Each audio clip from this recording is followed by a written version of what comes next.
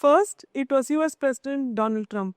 Then, it was NATO's new General Secretary, Mark Rutte. Both of them are turning up the pressure on countries that are doing business with Russia. In a bold warning, Rutte said that countries like India, China, and Brazil need to tell Russian President Vladimir Putin to get serious about making a peace deal to end the Russia-Ukraine war or face the consequences.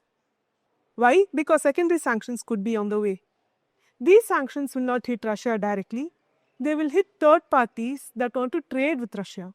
This could be individuals, companies, or even governments. Think of it as a penalty for trading with Russia, which is already under severe sanctions.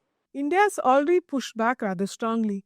The Ministry of External Affairs cautioned against the double standard and stated that the country's energy needs are a top priority. In the ministry's weekly media briefing, MEA spokesperson Randeep Jaiswal said, and I quote, "We have seen the reports on the subject and are closely following the developments. Let me reiterate that the security needs of our people is understandably an overriding priority for us." Unquote. We don't know the details of the proposed sanctions yet, but Trump says he will impose severe tariffs if Russia doesn't strike a peace deal with Ukraine within the next 50 days.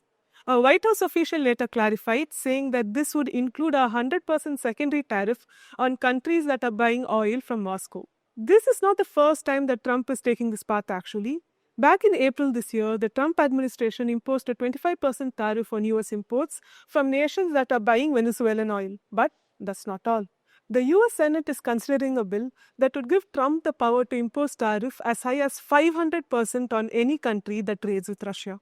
Since the Russia-Ukraine war began in February 2022, the West, mainly the US, UK, EU, Australia and Japan, have imposed sweeping sanctions on Russia.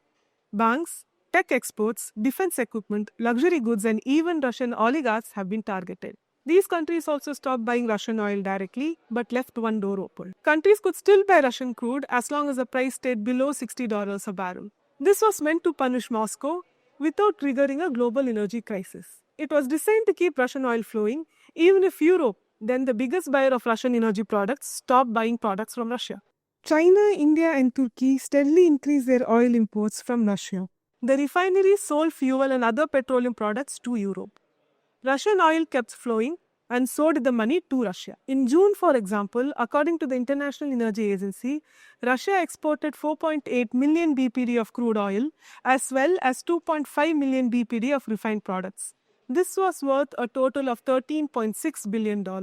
These new tariffs threaten to close that gap. For India, this is a diplomatic headache. Russia isn't just an oil supplier. It is a long-time ally and a key defense partner.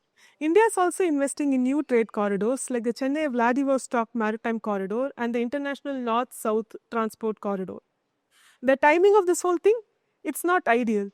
India and the US are currently negotiating a trade deal. A secondary tariff on Russian oil could complicate these talks and strain a delicate relationship. Thank you for watching, and for more such videos, subscribe to The Hindu. And if you have any feedback or suggestions, write to us at thehindu@thehindu.co.in.